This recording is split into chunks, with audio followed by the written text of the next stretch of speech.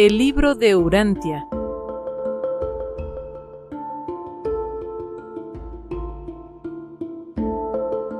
El libro de Urantia, documento 132.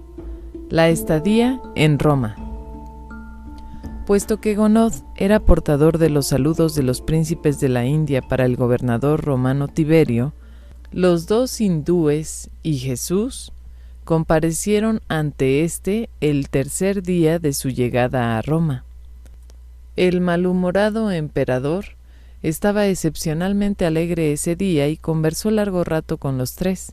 Cuando ellos se hubieron retirado de su presencia, el emperador, refiriéndose a Jesús, le comentó al ayudante que estaba de pie a su diestra: si tuviera yo el porte real de ese tipo y sus elegantes maneras, sería un verdadero emperador, ¿verdad? Mientras estaba en Roma, Ganid disponía de horas regulares para el estudio y para visitar lugares de interés en la ciudad.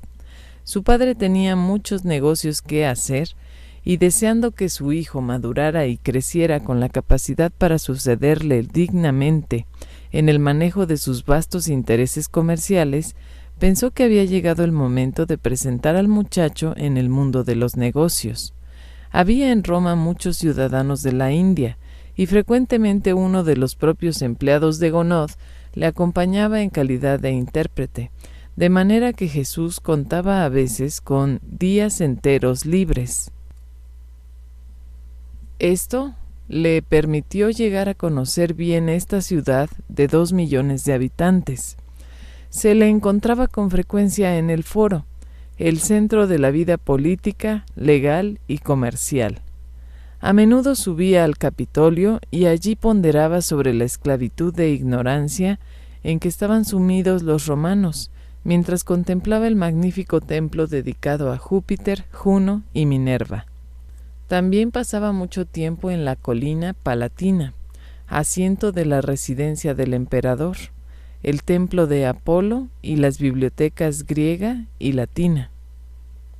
En esta época el Imperio Romano incluía todo el sur de Europa, el Asia Menor, Siria, Egipto y el noroeste de África. Entre sus habitantes se contaban ciudadanos de todos los países del hemisferio oriental. Su deseo de estudiar y de mezclarse con este conjunto cosmopolita de mortales urantianos era la razón principal por la cual había Jesús convenido en participar en este viaje. Jesús aprendió mucho sobre los hombres durante su estadía en Roma, pero la más valiosa de las múltiples experiencias de su permanencia de 6 meses en esa ciudad fue su contacto con los líderes religiosos de la capital del imperio y la influencia que ejerció sobre ellos. Antes del fin de su primera semana en Roma, Jesús ya había localizado y había trabado conocimiento con los principales líderes de los cínicos, los estoicos y los cultos de misterio, en particular los del grupo mitraísta. Supiera o no Jesús que los judíos rechazarían su misión, previó con toda seguridad que sus mensajeros no tardarían en venir a Roma para proclamar el reino del cielo, y por lo tanto se dedicó a preparar, de la manera más sorprendente, el camino para la mejor y más segura recepción de su mensaje. Seleccionó a 5 entre los líderes de los estoicos, 11 de entre los cínicos y 16 de los cultos de misterio, y pasó gran parte de su tiempo libre durante casi 6 meses en íntima asociación con estos maestros religiosos. Fue este su método de instrucción. No atacó nunca sus errores ni tampoco mencionó jamás los defectos en las enseñanzas de estos líderes. En cada caso seleccionaba la verdad dentro de lo que enseñaban y la embellecía e iluminaba ante sus ojos, de manera que en muy breve tiempo esta expansión de la verdad desplazaba por sí sola al error que la acompañaba. Así pues, estos hombres y mujeres, aleccionados por Jesús, se preparaban para el subsecuente reconocimiento de verdades adicionales y similares en las enseñanzas de los primeros misioneros cristianos. Fue esta precoz aceptación de las doctrinas de los predicadores evangélicos la que dio tan poderoso impulso al rápido crecimiento del cristianismo en Roma y desde allí a todo el imperio. La significación de esta su acción notable podrá entenderse mejor cuando os relatamos a vosotros el hecho de que de este grupo romano de 32 líderes religiosos aleccionados por Jesús, solo 2 no dieron frutos. Los otros 30 se tornaron en individuos pivotales en el establecimiento del cristianismo en Roma, y algunos entre ellos contribuyeron incluso en la conversión del templo mitraísta principal en la primera iglesia cristiana de esa ciudad. Nosotros que contemplamos las actividades humanas tras las bambalinas y a la luz de 19 siglos de tiempo, reconocemos solo 3 factores de valor fundamental en la temprana preparación del terreno para la expansión rápida del cristianismo por todas partes de Europa, a saber: 1. La elección y mantenimiento de Simón Pedro como apóstol. 2. La conversación en Jerusalén con Esteban, cuya muerte condujo a la conversión de Saulo de Tarso. 3. La preparación preliminar de estos 30 romanos para el subsiguiente liderazgo de la nueva religión en Roma y en todo el imperio. En todas sus experiencias, ni Esteban ni los 30 elegidos jamás se dieron cuenta de que habían hablado cierta vez con la persona cuyo nombre llegaría a ser el tema de las enseñanzas religiosas de ellos. La obra de Jesús para con estos 32 fue enteramente personal. Al laborar con estos individuos, el escriba de Damasco nunca se reunió con más de 3 de ellos a la vez, rara vez con más de 2, y la mayoría de las veces les enseñaba individualmente. Pudo él llevar a cabo esta gran obra de enseñanza religiosa porque estos hombres y mujeres no estaban atados a las tradiciones, no eran víctimas de prejuicios establecidos en cuanto al desarrollo futuro de las religiones. Muchas veces en los años venideros, Pedro, Pablo y los otros maestros cristianos de Roma oyeron hablar de este escriba de Damasco que les había precedido y quien tan obviamente, y según pensaban ellos, inadvertidamente, había preparado el camino para la llegada del nuevo evangelio que ellos traían. Aunque Pablo no llegó nunca a sospechar la verdadera identidad de este escriba de Damasco, poco antes de su muerte, debido a la similitud de ciertas descripciones de la persona, llegó a la conclusión de que el hacedor de tiendas de Antioquía era también el mismo escriba de Damasco. En cierta ocasión, mientras predicaba en Roma, Simón Pedro, al escuchar una descripción del escriba de Damasco, sospechó que este individuo podría haber sido Jesús, pero desechó rápidamente la idea, sabiendo muy bien, según creía, que el maestro no había estado nunca en Roma. 1. Los valores verdaderos. Fue con Angamón, el líder de los estoicos, con que Jesús pasó una noche entera conversando durante los primeros días de su estadía en Roma. Este hombre posteriormente se convirtió en un gran amigo de Pablo y resultó ser uno de los principales sostenedores de la iglesia cristiana en Roma. En esencia, y dicho en lenguaje moderno, Jesús enseñó a Angamón: la norma de los valores verdaderos debe buscarse en el mundo espiritual y en los niveles divinos de la realidad eterna. Un mortal ascendente debe reconocer que todas las normas inferiores y materiales son efímeras, parciales e inferiores. El científico como tal está limitado al descubrimiento de las conexiones entre los hechos materiales. Formalmente no tiene el derecho de afirmar que es un materialista o idealista, porque al hacerlo está renunciando a la actitud de un verdadero científico, ya que todas y cada una de tales afirmaciones son la esencia misma de la filosofía. Si el discernimiento moral y el alcance espiritual de la humanidad no aumentan proporcionalmente, el avance ilimitado de una cultura puramente materialista puede llegar a ser finalmente una amenaza para la civilización. Una ciencia puramente materialista alberga dentro de sí la simiente potencial de la destrucción de toda aspiración científica, porque esta actitud misma presagia el colapso final de una civilización que ha abandonado su sentido de los valores morales y ha repudiado su meta espiritual del logro. El científico materialista y el idealista extremo están destinados a una disputa constante. Esto no se aplica a aquellos entre los científicos e idealistas que posean una norma común compartida de valores morales elevados y de altos niveles de prueba espiritual. En toda época, los científicos y los religionistas deben reconocer que están a prueba ante el tribunal de la necesidad humana. Deben rechazar toda guerra entre ellos a la vez que han de luchar valientemente para justificar su supervivencia mediante una mayor devoción al servicio del progreso humano. Si la así llamada ciencia o religión de una época determinada es falsa, deberá purificar sus actividades o desaparecer antes de la emergencia de una ciencia material o una religión espiritual de orden más verdadero y más digno. 2. El bien y el mal. Mardus era el líder reconocido de los cínicos en Roma y se hizo muy amigo del escriba de Damasco. Día tras día conversaba con Jesús, noche tras noche escuchaba sus extraordinarias enseñanzas. Entre las conversaciones más importantes con Mardus, hubo una cuyo objeto consistía en responder a la sincera pregunta de este cínico relativa al bien y al mal. En esencia y en lenguaje del siglo XX, dijo Jesús: Hermano mío, el bien y el mal no son sino palabras que simbolizan niveles relativos de la comprensión humana del universo observable.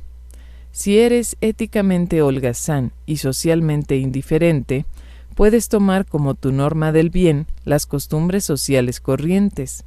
Si eres espiritualmente indolente y sin anhelos de progreso moral, puedes tomar como norma del bien las prácticas y tradiciones religiosas de tus contemporáneos.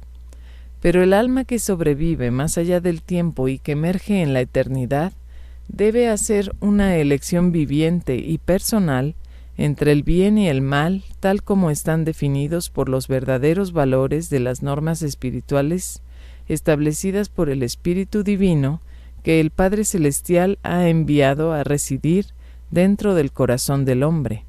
Este espíritu residente es la norma de la supervivencia de la personalidad. La bondad, al igual que la verdad, es siempre relativa e infaliblemente está contrastada por el mal. Es la percepción de estas cualidades de bondad y verdad la que capacita a las almas evolutivas de los hombres para tomar las decisiones personales de elección que son esenciales para la supervivencia eterna. Los individuos espiritualmente ciegos que siguen lógicamente los dictados de la ciencia, las costumbres sociales y el dogma religioso, están en grave peligro de sacrificar su libertad moral y de perder su libertad espiritual. Tal alma está destinada a convertirse en un papagayo intelectual, un autómata social y un esclavo de la autoridad religiosa. La bondad siempre avanza hacia nuevos niveles de creciente libertad de autorrealización moral y de alcance de la personalidad espiritual, el descubrimiento del ajustador residente y la identificación con él. Una experiencia es buena cuando eleva la apreciación de la belleza, aumenta la voluntad moral, amplía el discernimiento de la verdad, acrecienta la capacidad de amar y de servir a nuestros semejantes, exalta los ideales espirituales y enlaza los motivos humanos supremos del tiempo con los planes eternos del ajustador residente, todo lo cual conduce directamente a un creciente deseo de hacer la voluntad del Padre, alimentando así la pasión divina de encontrar a Dios y de asemejarse más a Él. Según asciendes la escala universal del desarrollo de la criatura, encontrarás mayor bondad y menor mal en perfecto acuerdo con tu capacidad de experimentar la bondad y discernir la verdad. La capacidad de albergar el error o de experimentar el mal no se perderá por completo hasta que el alma humana ascendente no alcance los niveles finales de los espíritus. La bondad es viviente, relativa, siempre progresiva, invariablemente una experiencia personal y sempiternamente correlacionada con el discernimiento de la verdad y de la belleza. La bondad se encuentra en el reconocimiento de la verdad, valores positivos del nivel espiritual, los cuales deben ser contrastados en la experiencia humana con la contraparte negativa, las sombras del mal potencial. Hasta que alcances los niveles del paraíso, la bondad será siempre más una búsqueda que una posesión, más una meta que una experiencia de logro. Pero hambriento y sediento de rectitud, experimentarás una satisfacción creciente en el alcance parcial de la bondad. La presencia del bien y del mal en el mundo es en sí misma una prueba positiva de la existencia y de la realidad de la voluntad moral del hombre, la personalidad que así identifica estos valores y es capaz de elegir entre estos. Cuando el mortal ascendente alcance el paraíso, su capacidad para identificar el yo con los verdaderos valores espirituales se ha aumentado hasta el punto en que resulta el logro de la perfección, de la posesión de la luz de la vida. Tal personalidad espiritual perfeccionada llega a unificarse tan completa, divina y espiritualmente con las cualidades supremas y positivas de la bondad, la belleza y la verdad, que no queda ninguna posibilidad de que dicho espíritu recto pueda arrojar sombra negativa alguna de mal potencial al ser expuesto a la penetrante luminosidad de la luz divina de los infinitos gobernantes del paraíso. En todas estas personalidades espirituales, la bondad ya no es parcial, contrastante y comparativa. Se ha convertido en divinamente completa y en espiritualmente plena. Se acerca a la pureza y a la perfección del Supremo. La posibilidad del mal es necesaria para la elección moral, pero la actualidad del mal no es necesaria. Una sombra es sólo relativamente real. El mal actual no es necesario como experiencia personal. El mal potencial actúa igualmente bien como estímulo para la decisión en los reinos del progreso moral, en los niveles más bajos del desarrollo espiritual. El mal se vuelve una realidad de la experiencia personal solo cuando una mente moral hace del mal su elección. 3. La verdad y la fe. Nabón era un judío griego y el más importante de los líderes del principal culto de misterio en Roma, el mitraísta. Si bien este sumo sacerdote del mitraísmo celebró muchas conferencias con el escriba de Damasco, más permanentemente influyó la conversación que mantuvieron una noche sobre la verdad y la fe. Nabón había pensado convertir a Jesús y hasta le había propuesto que regresase a Palestina como maestro mitraísta. No sabía que Jesús estaba preparándole para que se convirtiera entre los primeros al Evangelio del Reino. Puesto en lenguaje moderno, he aquí la esencia de lo que Jesús le enseñó. La verdad no se puede definir en palabras, sino tan solo viviéndola. La verdad es siempre más que conocimiento. El conocimiento pertenece a las cosas observadas, pero la verdad trasciende estos niveles puramente materiales, porque se asocia con la sabiduría y abarca tales imponderables como la experiencia humana, incluso las realidades espirituales y vivientes. El conocimiento se origina en la ciencia, la sabiduría en la filosofía auténtica, la verdad en la experiencia religiosa de la vida espiritual. El conocimiento tiene que ver con los hechos, la sabiduría con las relaciones, la verdad con los valores de la realidad. El hombre tiende a cristalizar la ciencia, a formular la filosofía y a dogmatizar la verdad porque tiene pereza mental para ajustarse a la lucha progresiva del vivir, a la vez que también teme terriblemente lo desconocido. El hombre natural es lento para iniciar cambios en sus hábitos de pensamiento y en su técnica de vivir. La verdad revelada, la verdad descubierta personalmente, es el deleite supremo del alma humana, es la creación conjunta de la mente material y del espíritu residente.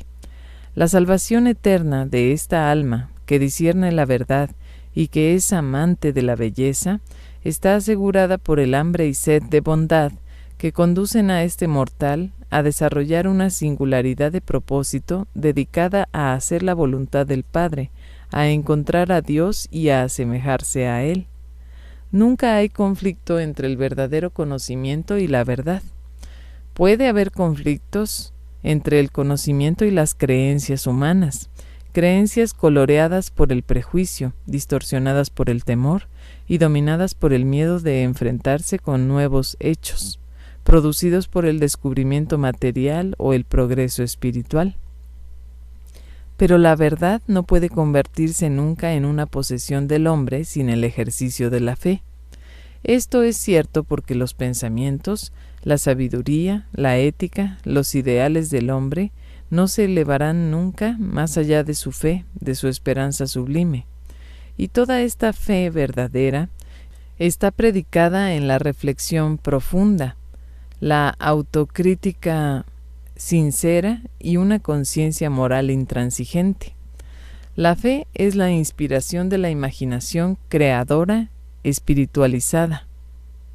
La fe actúa para descargar las actividades sobrehumanas de la chispa divina, el germen inmortal que vive dentro de la mente del hombre y que es el potencial de la supervivencia eterna.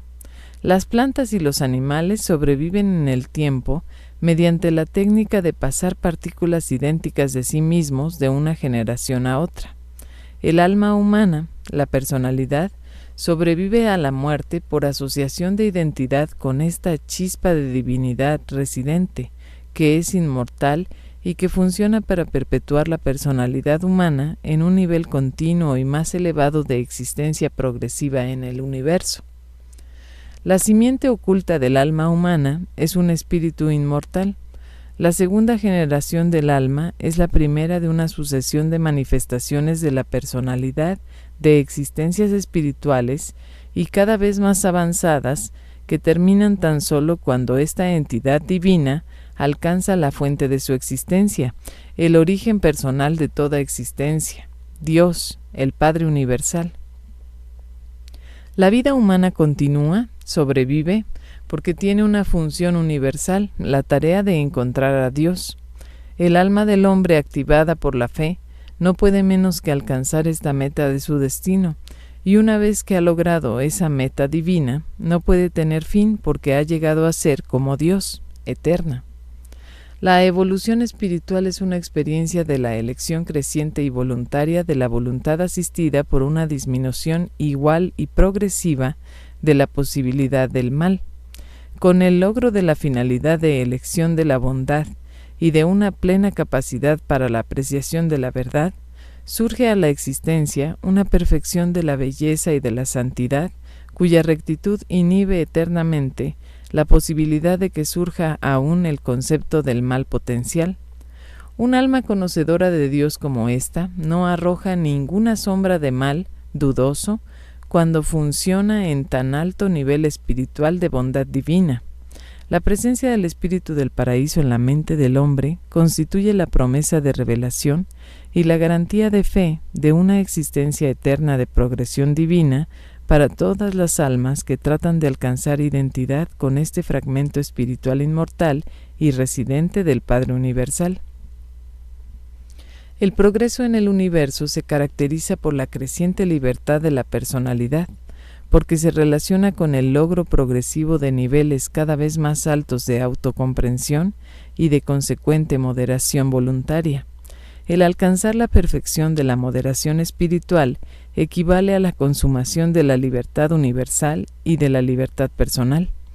La fe alimenta y mantiene el alma del hombre en medio de la confusión de su orientación primitiva en un universo tan vasto, en tanto que la oración se convierte en el gran unificador de las diversas inspiraciones de la imaginación creativa y los impulsos de la fe de un alma que trata de identificarse con los ideales espirituales de la presencia divina residente y asociada. Nabón quedó muy impresionado por estas palabras, así como por cada una de sus conversaciones con Jesús.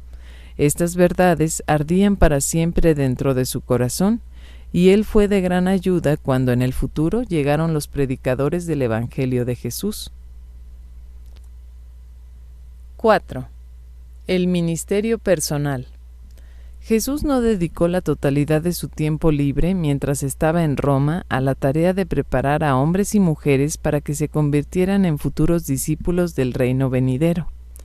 Mucho de su tiempo lo dedicó a la adquisición de un conocimiento íntimo de todas las razas y tipos de seres humanos que vivían en esta, la ciudad más grande y más cosmopolita del mundo. En cada uno de esos numerosos contactos humanos, Jesús tenía un doble propósito.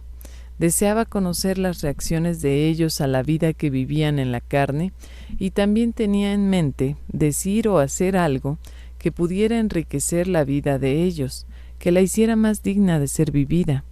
Sus enseñanzas religiosas durante esas semanas no diferían de las que caracterizaron su vida posterior como maestro de los 12 y predicador de multitudes.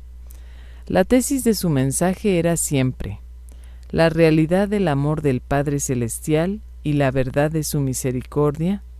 Estos hechos, sumados a la buena nueva de que el hombre es un hijo de fe de este mismo Dios de amor. La técnica que Jesús acostumbraba a utilizar en sus relaciones sociales consistía en extraer las opiniones y sentimientos de los seres con quienes conversaba, haciéndoles preguntas.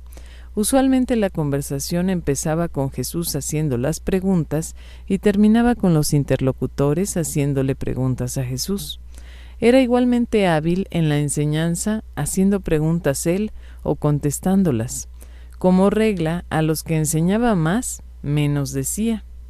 Los que más beneficios derivaron de su ministerio personal fueron mortales agobiados, ansiosos y deprimidos que encontraban alivio en la oportunidad que se les ofrecía de desahogarse en su oído compasivo y comprensivo, pues él sabía escuchar y mucho más. Cuando esos seres humanos inadaptados le contaban a Jesús sus problemas, él siempre sabía ofrecer sugerencias prácticas e inmediatamente útiles para corregir los problemas auténticos, sin dejar por ello de pronunciar palabras de consuelo inmediato y de bienestar del momento.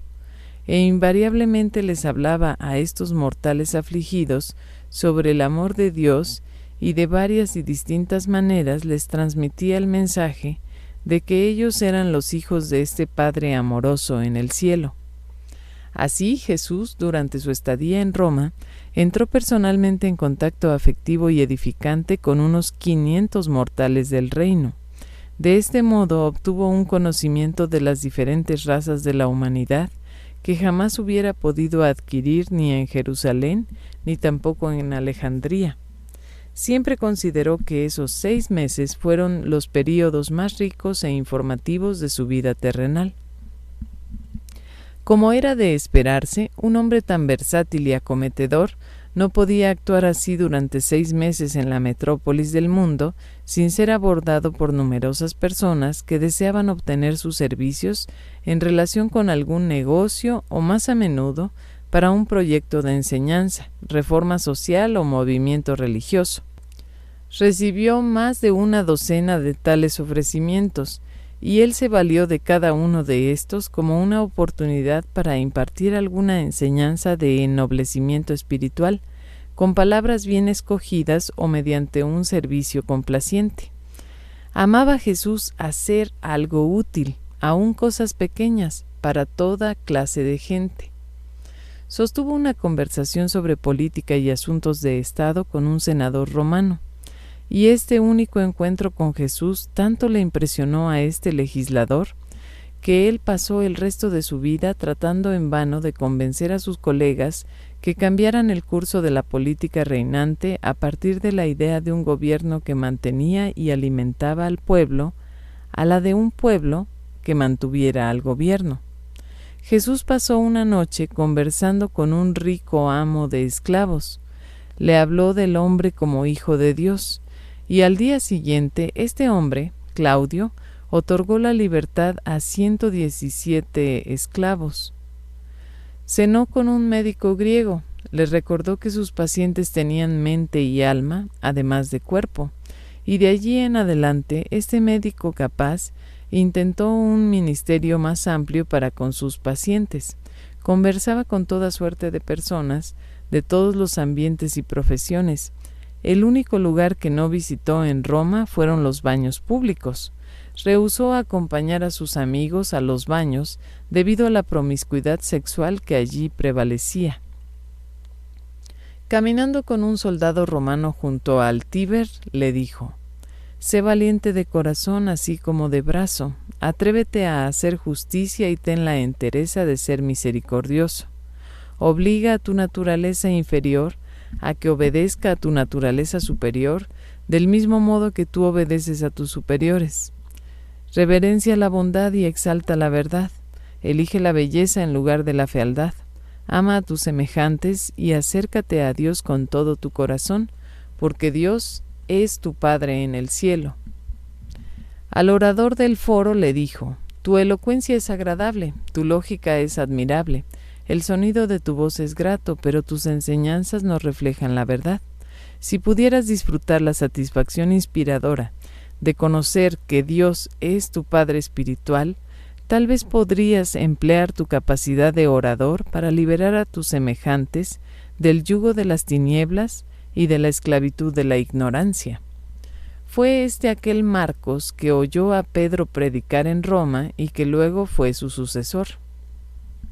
Cuando crucificaron a Simón Pedro, fue aquel que desafió a los perseguidores romanos y audazmente continuó predicando el nuevo evangelio. Al encontrarse con un pobre que había sido falsamente acusado, Jesús fue con él ante el magistrado y, habiéndosele concedido permiso especial para hablar por él, formuló ese excelente discurso durante el cual dijo: «Es la justicia la que hace una nación grande, y cuanto más grande una nación, más solícita será en asegurarse de que no sufra injusticias ni siquiera el más humilde de sus ciudadanos. Ay de la nación en la que solo los que poseen dinero e influencia cuentan con la seguridad de una justicia pronta ante sus tribunales. Es deber sagrado del magistrado absolver al inocente, así como lo es castigar al culpable. De la imparcialidad, equidad e integridad de sus tribunales depende la perdurabilidad de una nación. El gobierno civil se basa en la justicia, así como la verdadera religión se basa en la misericordia». El juez volvió a abrir el caso y, después de examinar las pruebas, exoneró al prisionero. De todas las actividades de Jesús durante este período de ministerio personal, esta fue la que más se acercó a una aparición pública. 5. Los consejos para un rico. Cierto hombre rico, ciudadano romano y estoico, se interesó vivamente en las enseñanzas de Jesús, que le había sido presentado por Angamón. Después de muchas conversaciones íntimas, este rico ciudadano le preguntó a Jesús qué haría él con la riqueza si la poseyera, y Jesús le respondió: «Dedicaría la riqueza material al mejoramiento de la vida material, así como dedicaría el conocimiento, la sabiduría y el servicio espiritual al enriquecimiento de la vida intelectual, al ennoblecimiento de la vida social y al adelanto de la vida espiritual. Administraría la riqueza material como guardián prudente y eficaz de los recursos de una generación para el beneficio y el ennoblecimiento de la generación próxima y de las generaciones sucesivas». Pero el rico no estaba del todo satisfecho con la respuesta de Jesús. Se atrevió a preguntar nuevamente: «¿Pero qué crees tú que deba hacer un hombre en mi posición con su riqueza? ¿Debo quedarme con ella o debo repartirla? Cuando Jesús se dio cuenta de que este hombre deseaba sinceramente conocer más profundamente la verdad sobre su lealtad a Dios y su deber para con sus semejantes, le dijo además: «Mi buen amigo, entiendo que buscas sinceramente la sabiduría y que honestamente amas la verdad. Por eso pienso exponer mi punto de vista sobre la solución de tus problemas relacionados con las responsabilidades de la riqueza. Lo hago porque tú has solicitado mi consejo, y al ofrecértelo, no estoy pensando en la riqueza de ningún otro hombre rico. Mi consejo es solo para ti, para tu orientación personal. Si honestamente deseas considerar tu riqueza como un fideicomiso, si realmente deseas convertirte en un guardián prudente y eficaz de tu riqueza acumulada, entonces te aconsejaría que hicieras el siguiente análisis de los orígenes de tus riquezas. Pregúntate y trata de hallar la respuesta honesta. ¿De dónde vino esta riqueza? Y como ayuda en el análisis de los orígenes de tu gran fortuna, te sugeriría que recordaras los siguientes 10 métodos distintos de acumular riquezas materiales. 1. Riqueza heredada, que proviene de los padres y otros antepasados.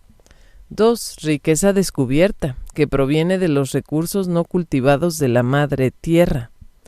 3. Riqueza comercial, obtenida como ganancia justa en el intercambio y trueque de bienes materiales. 4. Riqueza injusta, que proviene de la explotación injusta o de la esclavitud de nuestros semejantes. 5. Riqueza de interés, que proviene de la posibilidad de ganancia justa y equitativa de un capital invertido. 6. Riqueza de genio, que proviene de las recompensas por las dotes creadoras e inventivas de la mente humana. 7. Riqueza accidental, que se deriva de la generosidad de un semejante o de las circunstancias de la vida. 8. Riqueza robada, que se obtuvo mediante iniquidades, deshonestidad, robo o fraude. 9. Fondos fiduciarios, riqueza puesta en tus manos por un semejante para un uso específico, ahora o en el futuro. 10. Riqueza ganada, riqueza que proviene directamente de tu trabajo personal, la justa y equitativa recompensa de tu diario esfuerzo de mente y cuerpo. Así pues, amigo mío, si quieres ser un fiel y justo guardián de tu gran fortuna, ante Dios y al servicio de los hombres, debes dividir aproximadamente tu riqueza en estos 10 grandes grupos y luego proceder con la administración de cada porción según la interpretación sabia y honesta de las leyes de la justicia, de la equidad, de la imparcialidad y de la verdadera eficacia. Aunque el Dios del cielo no te condenará si a veces yerras, en situaciones dudosas, a favor de la consideración misericordiosa y altruista de la aflicción de las víctimas que sufren las infortunadas circunstancias de la vida mortal. Cuando tengas una duda honesta acerca de la equidad y justicia en una situación material, deja que tus decisiones favorezcan a los necesitados. Favorece a los que sufren el infortunio de penurias inmerecidas. Después de discutir estos asuntos durante varias horas y respondiendo a la solicitud del rico que deseaba una instrucción más amplia y detallada, Jesús expandió su consejo diciendo en sustancia: al ofrecerte estas sugerencias ulteriores relativas a tu actitud hacia la riqueza, te advierto que debes considerar mis consejos como observaciones exclusivamente para ti y para tu orientación personal. Tan solo hablo por mí y para ti en calidad de amigo que quieres saber. Te suplico que no te conviertas en un dictador en cuanto a cómo otros ricos deben tratar su riqueza. Te aconsejaría, pues, 1. Como guardián de riquezas heredadas, debes considerar sus orígenes. Tienes la obligación moral de representar a la generación anterior en la transmisión honesta de riquezas legítimas a las generaciones venideras, después de sustraer un monto justo para el beneficio de la generación presente. Pero no estás obligado a perpetuar deshonestidades ni injusticias que puedan haberse producido en la acumulación indebida de riquezas de tus antepasados. podrás desembolsar cualquier porción de tu riqueza heredada que resulte provenir del fraude o de la iniquidad según tus convicciones de justicia, generosidad y restitución. Podrás utilizar el resto de tu herencia legítima equitativamente y transmitirlo en seguro fideicomiso de una generación a otra. Un prudente sentido de discernimiento y un sano juicio deben guiar tus decisiones en cuanto al legado de las riquezas a tus sucesores. 2. Todo el que disfrute de riquezas descubiertas debe recordar que una persona tan solo vive en la tierra una corta temporada y debe, por consiguiente, disponer adecuadamente para que estos descubrimientos puedan ser compartidos de la manera más útil con el mayor número posible de sus semejantes. Si bien no debe negársele al descubridor toda recompensa por su trabajo de búsqueda y descubrimiento, tampoco deberá éste reclamar con egoísmo todas las ventajas y beneficios que puedan obtenerse del descubrimiento de recursos atesorados por la naturaleza. 3. Hasta tanto elijan los hombres conducir los negocios del mundo mediante el comercio y el trueque, tienen derecho a una ganancia justa y legítima. Todo comerciante merece un pago por sus servicios. El mercader tiene derecho a su salario. La equidad en el comercio y el trato honesto acordado a los semejantes en el negocio organizado del mundo crea muchos y diversos tipos de riqueza por ganancia. Y cada una de estas fuentes de riqueza debe ser juzgada por el metro de los principios más elevados de la justicia, la honestidad y la equidad. El mercader honesto no debe dudar en recibir la misma ganancia que con equidad le otorgaría a su colega en una transacción similar, aunque este tipo de riqueza no es idéntico a los ingresos ganados individualmente. Cuando los negocios se llevan a cabo en gran escala, al mismo tiempo esta riqueza acumulada honestamente le otorga a su poseedor una considerable equidad que le asegura el derecho de tener voz en las decisiones relativas a su distribución subsiguiente. 4. Ningún mortal que conozca a Dios y trate de hacer la voluntad divina podrá caer tan bajo como para participar en la opresión mediante el poder de la riqueza. Ningún hombre de noble corazón podrá dedicarse a acumular el poder de la riqueza mediante la esclavización o la explotación injusta de sus hermanos en la carne. Las riquezas son una maldición moral y un estigma espiritual cuando provienen del sudor del hombre mortal oprimido. Toda riqueza así obtenida debe ser restituida a quien le fuera de esta manera robada, o a sus hijos o a los hijos de sus hijos. No puede edificarse una civilización perdurable sobre la práctica de robarle al trabajador su salario. 5. La riqueza honesta tiene derecho a cobrar interés. Hasta tanto los hombres pidan prestado y reciban préstamos, puede recaudarse un justo interés siempre y cuando el capital prestado provenga de una riqueza legítima. Purifica primero tu capital y podrás entonces reclamar el interés. No permitas que tu avidez te haga caer en la práctica de la usura. No permitas que tu egoísmo te lleve a emplear el poder del dinero para ganar ventajas injustas sobre tus semejantes en dificultades. No caigas en la tentación de recibir usura de tu hermano que está en apuros financieros. 6. Si llegas a la riqueza por tu genio, si tus riquezas se derivan de las recompensas por tus dotes de inventiva, no pretendas una porción injusta de tales recompensas. El genio le debe algo tanto a sus antepasados como a su progenie. También le debe a su raza, a su nación y las circunstancias de sus descubrimientos e invenciones. También debe recordar que elaboró y llevó a cabo sus invenciones en su calidad de hombre entre los hombres. Al mismo tiempo sería igualmente injusto privar al genio de toda posibilidad de aumentar su riqueza. Será por siempre imposible que los hombres establezcan leyes y reglas que se puedan aplicar igualmente a todos los problemas relacionados con una distribución equitativa de la riqueza. Primero, debes reconocer al hombre como tu hermano, y si deseas honestamente hacer por él lo que quisieras que él hiciese por ti, los dictados elementales de la justicia, la honestidad y la equidad te guiarán en la disposición justa e imparcial de todos los problemas recurrentes de la recompensa económica y la justicia social. 7. A excepción de los honorarios justos y legítimos correspondientes a la tarea de la administración, ningún hombre debe reclamar para sí una riqueza que el tiempo y la ocasión puedan haber depositado en sus manos. Las riquezas accidentales deben ser consideradas en cierto modo como un fideicomiso que ha de administrarse para el beneficio del propio grupo económico o social. A los poseedores de tales riquezas se les debe conceder la voz principal en la determinación de una distribución prudente y efectiva de estos recursos no ganados. El hombre civilizado no siempre considerará todo lo que controla como su posesión personal y privada. 8. Si una porción determinada de tu fortuna se ha obtenido a sabiendas mediante el fraude, si alguna parte de tu riqueza ha sido acumulada mediante prácticas deshonestas o métodos no equitativos, si tus riquezas provienen de tratos injustos con tus semejantes, apresúrate a restituir estos bienes mal habidos a sus legítimos dueños. Haz plena retribución y de este modo limpia tu fortuna de toda riqueza mal habida.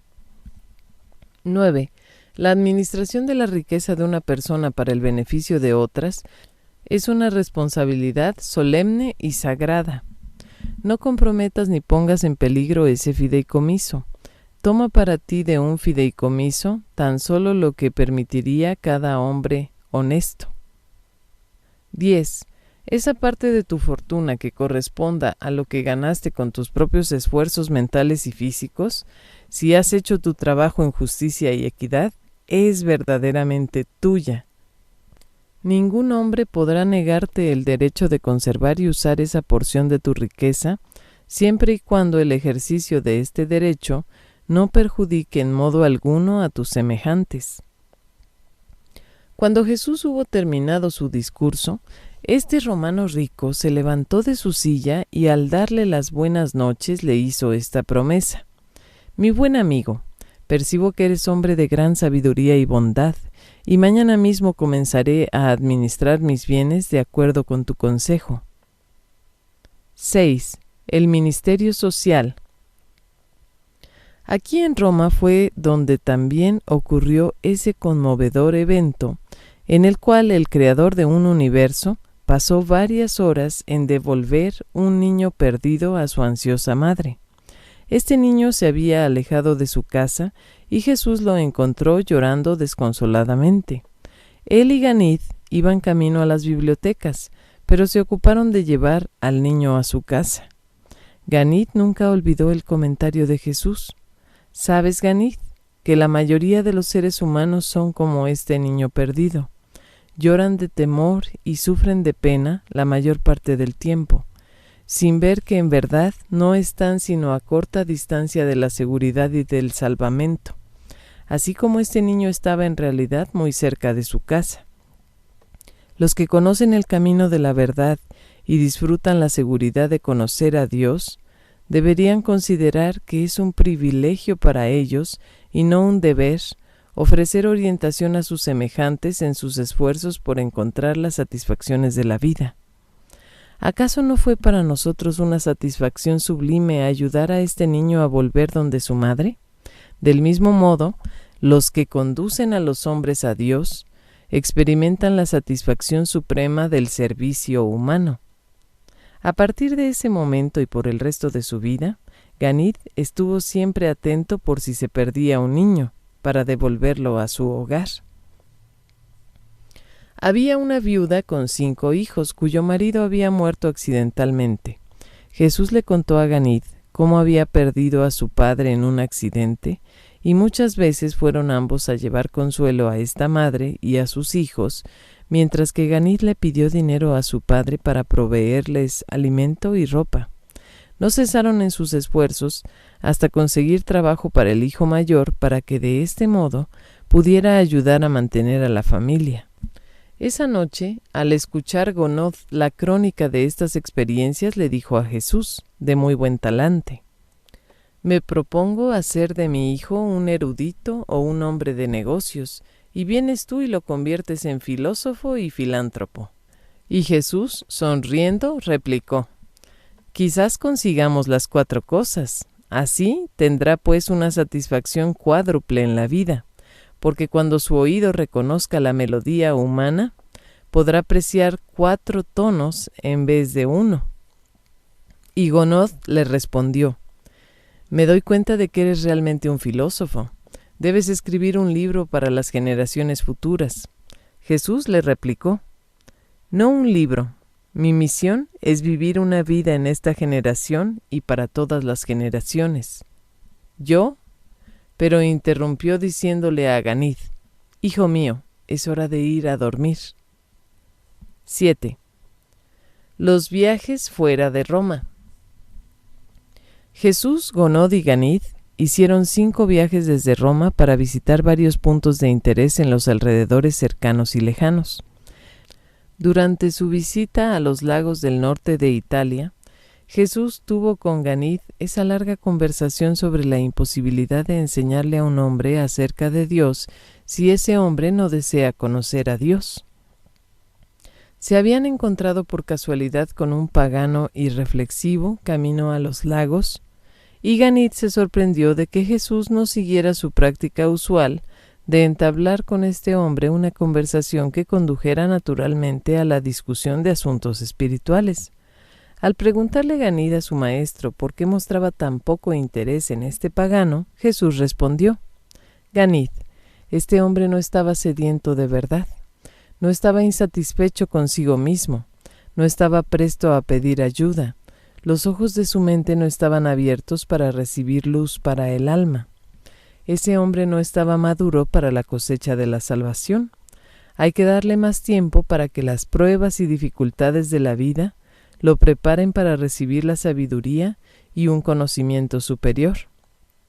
O bien, si pudiéramos llevarle a vivir con nosotros, tal vez podríamos, mediante nuestra manera de vivir, mostrarle al Padre Celestial, y tal vez tanto lo atraería nuestra vida de hijos de Dios que se vería obligado a preguntarnos acerca de nuestro Padre. No puedes revelar a Dios a los que no lo buscan. No se puede conducir al regocijo de la salvación a las almas que no quieren ser salvadas. Es necesario que el hombre llegue a anhelar la verdad como resultado de las experiencias de la vida, o que desee conocer a Dios como resultado del contacto con la vida de los que han conocido al Padre Divino, antes de que otro ser humano pueda actuar como medio para conducir a ese mortal al Padre Celestial. Si conocemos a Dios, nuestra tarea verdadera en la tierra es vivir de modo tal que el Padre pueda revelarse en nuestra vida, y así todas las personas que buscan a Dios verán al Padre y pedirán nuestra ayuda para averiguar más acerca del Dios que de ese modo encuentra expresión en nuestra vida. Fue durante la visita a Suiza, en las montañas, durante la que Jesús tuvo una conversación de un día entero con el Padre y el Hijo acerca del budismo. Muchas veces Ganid le había hecho a Jesús preguntas directas acerca de Buda, recibiendo sin embargo siempre respuestas más o menos evasivas. Ahora, en presencia de su hijo, el Padre le hizo a Jesús una pregunta directa acerca de Buda y recibió una respuesta directa. Gounod dijo: «De verdad me gustaría saber qué piensas de Buda». Y Jesús respondió: «Vuestro Buda fue mucho mejor que vuestro budismo. Buda fue un gran hombre, incluso un profeta para su pueblo, pero fue un profeta huérfano. Quiero decir con esto que muy pronto perdió de vista a su Padre espiritual, el Padre Celestial. Su experiencia fue trágica. Trató de vivir y de enseñar como mensajero de Dios, pero sin Dios. Buda timoneó su nave de salvación casi hasta el puerto seguro, hasta la entrada misma del puerto de salvación de los mortales. Pero allí, como las cartas de navegación estaban equivocadas, la buena nave encalló. Allí se ha quedado por estas muchas generaciones, inmóvil, casi desesperadamente varada. Allí se han quedado también muchos de vuestro pueblo por todos estos años.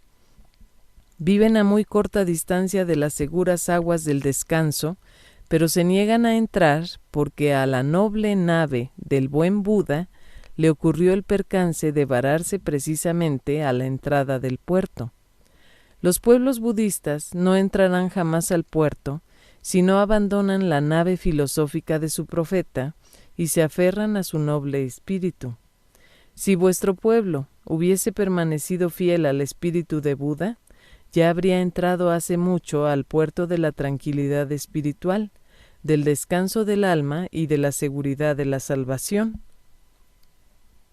¿Ves, Gonoth? Buda conocía a Dios en espíritu, pero no supo descubrirle claramente en la mente. Los judíos descubrieron a Dios en la mente, pero no supieron mayormente conocerle en espíritu. Hoy los budistas dan tumbos dentro de una filosofía sin Dios, mientras que mi pueblo está lastimosamente esclavizado al temor de un Dios sin una filosofía salvadora de vida y libertad. Vosotros tenéis una filosofía sin Dios. Los judíos tienen un Dios, pero carecen en gran parte de una filosofía de la vida pertinente. Buda, al no conseguir ver a Dios como espíritu y como Padre, no consiguió ofrecer en su doctrina la energía moral y el poderoso impulso espiritual que debe poseer una religión si ha de cambiar a una raza y ha de exaltar a una nación. Entonces exclamó Ganith: Maestro, formemos tú y yo una nueva religión, una religión que sea suficientemente buena para la India y suficientemente grande para Roma, y quizás podamos cambiársela a los judíos por Yahvé. Y Jesús replicó: Ganith, las religiones no se hacen. Las religiones del hombre maduran durante largos períodos de tiempo, a la vez que las revelaciones de Dios fulguran sobre la tierra en la vida de los hombres que revelan Dios a sus semejantes. Pero ellos no comprendieron el significado de estas palabras proféticas. Esa noche cuando se acostaron, Ganith no podía dormir. Habló largamente con su padre y finalmente le dijo: «¿Sabes, padre? A veces pienso que Josué es un profeta». Su padre, medio dormido, solo le replicó: «Hijo mío, hay otros». A partir de ese día y durante el resto de su vida natural, Ganith siguió desarrollando una religión propia. En su mente se conmovía profundamente por la liberalidad, equidad y tolerancia de Jesús. En todas las conversaciones de ellos sobre filosofía y religión, no experimentó este joven nunca sentimientos de resentimiento ni reacciones de antagonismo. ¡Qué escena para la contemplación de las inteligencias celestiales! Este espectáculo del joven indio proponiéndole al creador de un universo que hagan una nueva religión. Aunque el joven no lo supiera, estaban realmente formando una nueva y perdurable religión en ese mismo momento y lugar. Este nuevo camino de la salvación, la revelación de Dios al hombre a través de Jesús y en Jesús. Lo que el joven más ansiaba hacer, estaba inconscientemente haciéndolo en ese momento. Así fue y así es por siempre. Lo que una imaginación humana esclarecida y reflexiva, que ha recibido la enseñanza y la guía espirituales, quiere sincera y altruísticamente ser y hacer, se torna mediblemente creativo según el grado de dedicación del mortal a la ejecución divina de la voluntad del Padre. Cuando el hombre se asocia con Dios, pueden ocurrir y ocurren realmente cosas grandiosas.